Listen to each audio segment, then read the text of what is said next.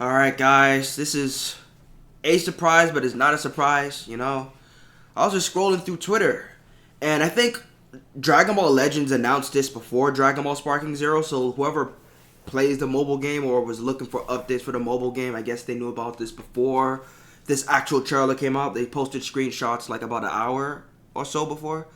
More like a half an hour before.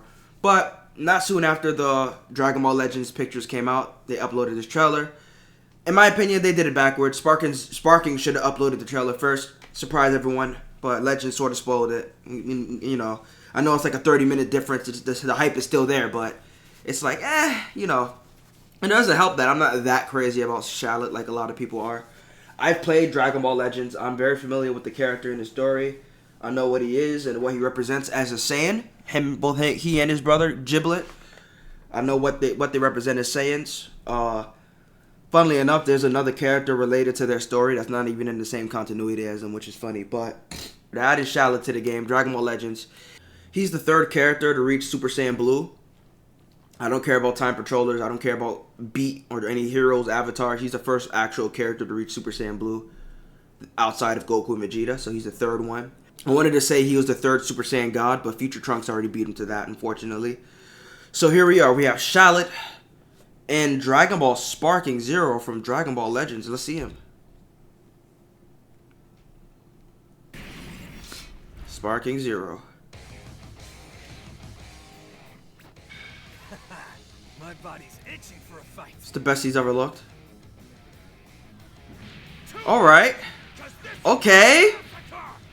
Alright. Some ancient Saiyan action. Universe 6 still got armor like that, by the way.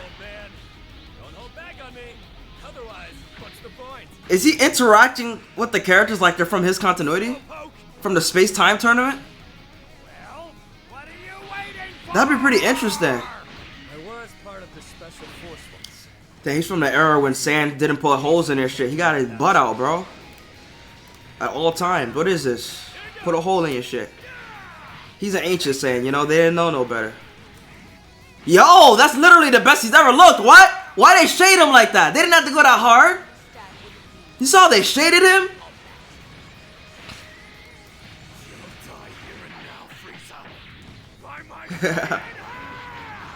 Oh yeah, he does not mess with Frieza.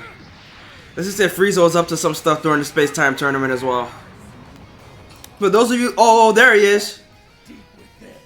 Yo, doesn't Shallot's story literally just begins with him waking up in front of Z Broly? He just wakes up and Broly's just right in front of him. That's how his story begins. That's a terrible way to begin one's origin. It could have easily been his ending. His origin story could have been his end if Goku wasn't there, bro. We gotta go back a little bit. This is crazy.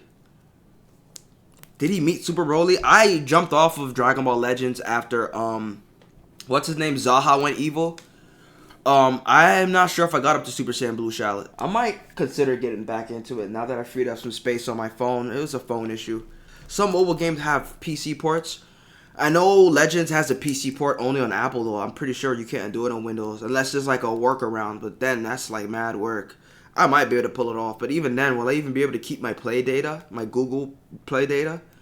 I used to play, what's that game called? Bleach, Brave Souls, the mobile game, and when I downloaded it on PlayStation, I could not port my Play data, you know? And yeah, no, I know it's Google, but you could at least let me log into my credentials in-game to get all my stuff back.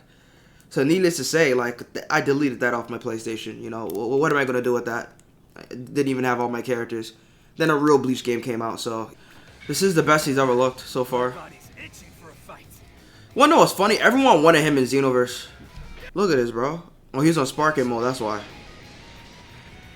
Even then, like, nah. They usually shade characters like that when they're in a transformed state, bro. He's in his base form. Is it me or is he more slim than usual? Yeah, he's slimmer, bro. I'm pretty sure. I could be wrong. I'm pretty sure he's bigger than that. He looks big right there from behind, though. His limbs look small. It might just be me. I'm not sure. The shading is crazy, though. The shading is crazy. The black ass towel. That's literally Vegeta's. You know what? Cause when I was watching the trailer, I thought like the animation looked familiar. First, I wasn't sure. It's this part when he started flying like that. I was like, why does that look familiar? Literally Vegeta's attack. And you know what? I was about to take a diarrhea Duke on him, but I realized that Vegeta literally trained him. Like, he trains with a bunch of characters throughout history, so of course he's going to have their moves. But we need to talk about, like, what this character represents for, like, the future of Dragon Ball gaming. I could be wrong, but he just looks so good shaded, dog. I want to get that perfect shot. God damn. So, like, check this out, alright? Shallot is from another Dragon Ball game. He's not from any anime or manga. He's from another Dragon Ball game. He's a video game original Dragon Ball character from a mobile game, alright? See, Android 21, she was given the benefit of the doubt because she's a console game character. So when she comes to Sparking Zero, it's not going to be that crazy. I mean, the Gooners might go crazy, but it's really not that crazy, you know, because she's from a console game. She's in Xenoverse. She's been ported all over the place. It's the characters that are from Dragon Ball games that are on alternative devices that you need to look out for. This dude's from a mobile game, and they're adding the Sparking Zero. Mind you, they've been asking for this dude since Xenoverse 2, and they never added him, and they're finally adding the Sparking Zero. Now, that makes me wonder, are they going to add all the other video game characters people wanted that they've been asking since Xenoverse 2 to Dragon Ball Sparking Zero? And if they do, that's going to be good because they're going to look better than they ever have before, but they're not going to be in the perfect element. You see, the characters that I wanted were fit perfectly into Xenoverse because Xenoverse, the game story was set up in a way where those characters could fit in because their story is literally a mirror of Xenoverse. I'm talking about the Dragon Ball Heroes characters. Supreme Kai Time, the Time Patrol, this is a whole part of Dragon Ball Heroes. Xenoverse didn't create the Time Patrol. This Dragon Ball Online, you know, they just reused it for certain Time Patrol games.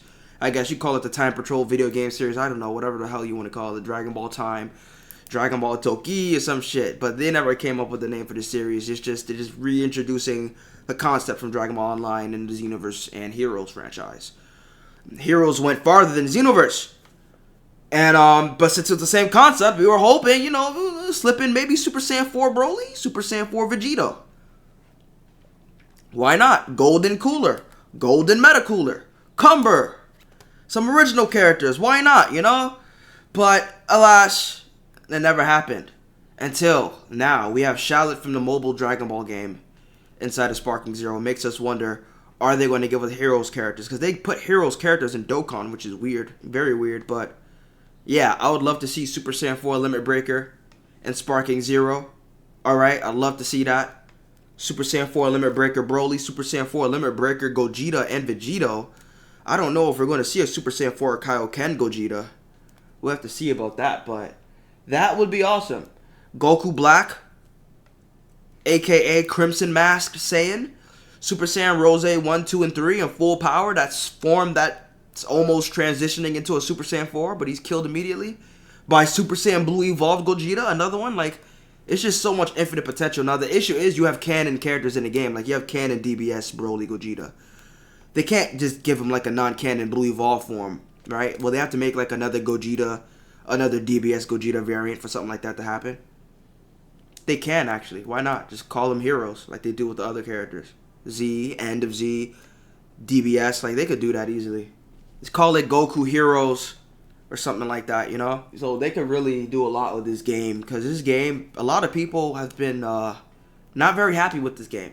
And I can't even defend the game. Because I'm enjoying the game, but my reasoning for enjoying the game is that I don't play it as much as a lot of people did. Like, once I was done with the story, I sort of slowed down a little bit.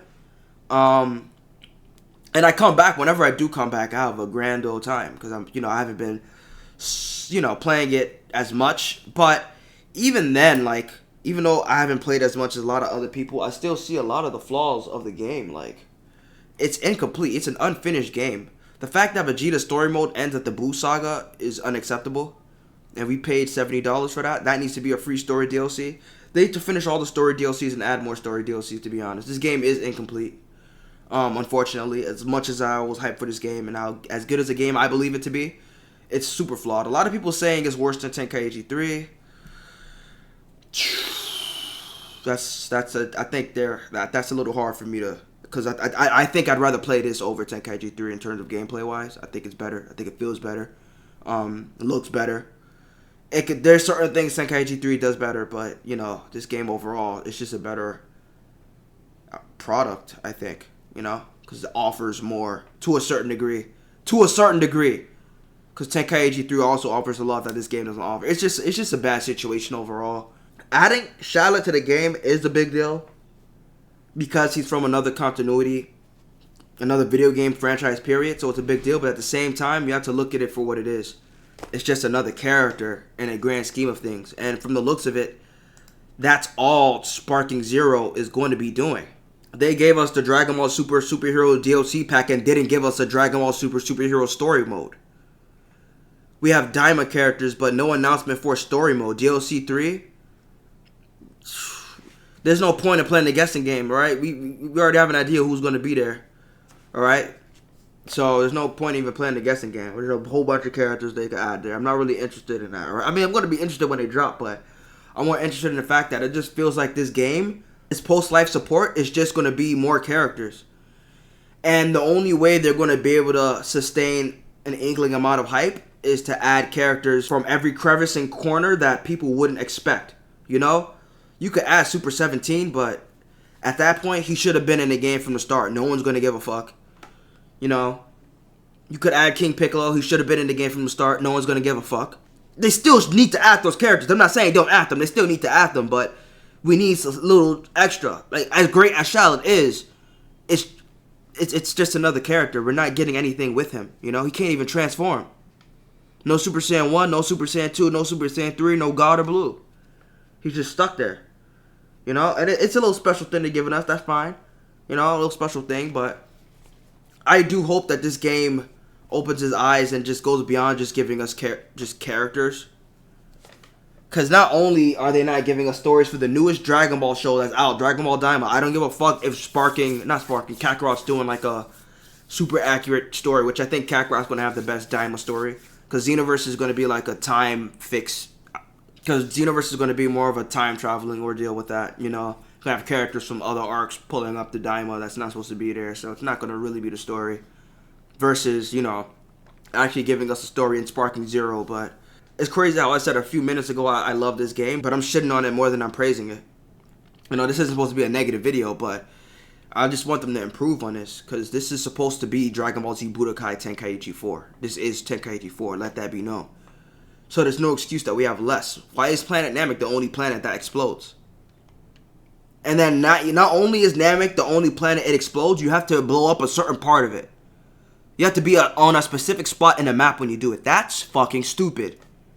That's stupid. In Tenkaichi 3, all you need to do is do something extremely accurate to canon. Aim your beam at the goddamn ground. That's all. You'll blow up the planet. So Cell Saga was the arc when the good guys almost blew up the planet twice. That's what that arc And that, I wouldn't even say almost. It's just the side characters not giving them credit. Like, they know what they're doing, bro. Goku knew what he was doing. No, but Goku was literally aiming it downward. Like, Vegeta was different. He was looking straight, but his attack was going to be so explosive, you know, it was going to hit something unless he curved it, which he did curve it at the last moment. But Goku, nah, this dude was aiming it downward. So Krillin was right to shit bricks. No one knew he was going to do an instant Kamehameha. That was a moment. But enough reminiscing. We have issues with this game. Good things are coming to the game. Not what we need, though. Shallot's great, don't get me wrong, but it's not what we need. We need this game fixed. We need this game fixed, because this game is not in a good way right now. Like I said, I'm having fun with it, but it needs a lot more fixing. Add more story modes. Add the stories that were supposed to be in the game and the characters that were supposed to be in the game. Alright? You can add all the diamond. I know they got to get the diamond shit out of the way ASAP, because that's money right there. You know, they can't wait for that. The show just dropped. They got to capitalize on that. Every Dragon Ball game is going to be on that diamond dick for a while, but after that, dog, like, y'all need to fix your game, bro. Like, after you add whatever character you need to add, give us 4 Goku, Adult 3 Vegeta, Kid 3 Goku. I don't know if they're going to give us... No, they're going to have to give us Daima, Adult Goku, and Vegeta as separate characters as well. That's going to be interesting. The Tamagami 1, 2, and 3, that's a lot of characters, man. But there's more characters that fit here than here, so there's really no telling how many characters are going to be right here. That's why I said there's no point in trying to guess, you know, because they're not showing us empty slots. But that's pretty much it, guys. Shallot's cool. He's hype. Am I looking forward to him? I can't say I am. I'm not saying I'm pissed, but I can't say I'm hyped for him. I'm glad he's in the game, but I can't say I'm super excited. I just recognized it as a momentous moment because there's potential and there's possibility with this character in the game now, you know. So Dragon Ball Spark and Zero has just opened the world of possibility in terms of characters they can add to their game, and I hope they take advantage of it. If not, Tenkaichi 4 will be remembered as an inferior sequel to Tenkaichi 3, a game that came out nearly 20 years ago, and that is, it's not even sad, it's pathetic.